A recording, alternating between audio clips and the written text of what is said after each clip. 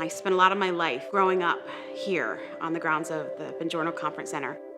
We were a minister's family, so there were lots of times when our finances were tight or it was difficult, but I was going to get to this place. I knew what would happen if I did. There are some special moments that really stick out to me. The first, I probably don't remember as much as some of the others, but I was a young child when I first came to kids camp, and it was at the altar during an evening service that I gave my heart to the Lord for the first time. Without that moment, who knows, what would have happened in all the rest of my years. And like many of us, I've probably rededicated my life many times to the Lord, but for me, that was the first. A few years later, we got called to the altar to, if we were interested in praying and seeking the baptism of the Holy Spirit. And I was 8 years old, and I had been in church a long time, and I knew what that looked like, but I hadn't really experienced that for myself. And I can just remember kneeling on the corner of that stage and crying and just experiencing the presence of the Holy Spirit. And as He came upon my life in that moment, I can remember those syllables of tongues beginning to come out of my mouth. So I woke up the next morning, and my dad happened to be a chaperone that year too for a group of boys, and I saw him on the playground.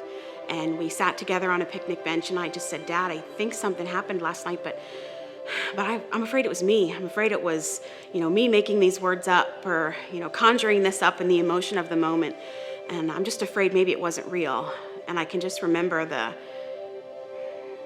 humble spirit of my dad who spoke into my life to say, "Don't you ever doubt the power of the Holy Spirit in who you are and in what He wants to accomplish in you."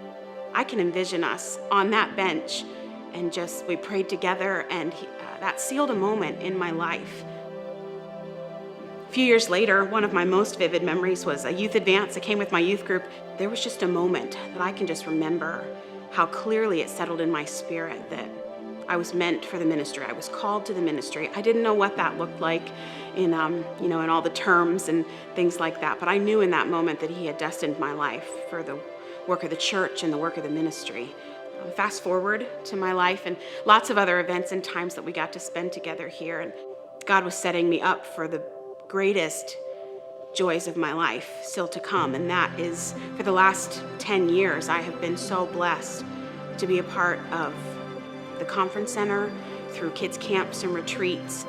I have watched literally thousands of kids walk from those same seats that I sat in to that same altar, and to kneel before God and just say, "Here I am. I want to be what you want me to be. So use me, fill me, change me." Some of them are kids just like me, but every single one of them have the same opportunity to come to know Jesus better, to be filled with His Spirit, to be called for a purpose. And it's amazing. Some of those kids now happen to be my own, and that is the full circle moment of my life if I've ever seen one. I was watching just a few weeks ago at kids camp this summer, my own kids at the same altar where I knelt, crying out for the same things that I cried out for, in the same corners of these rooms, being blessed by adults around them, making friendships that God will develop now to encourage them decades from now. That's what He did for me, and I'm watching Him do it for so many more. And I know, we all know, that God doesn't require a certain place to pour out His Spirit. We know that. But there's also something to be said for the sacred grounds where He chooses to pour out His Spirit again and again and again, where we can come expecting, where we can be refreshed and lifted up and loved on and enriched in so many ways. Maybe even more than we were expecting. A lot of times even more so than we know we need it at the time. For all those kids, for all those students, for pastors like you and me.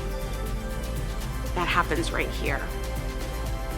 So thank you for all that you've given, for everything you've done. Thank you, Bongiorno, and everyone that has invested.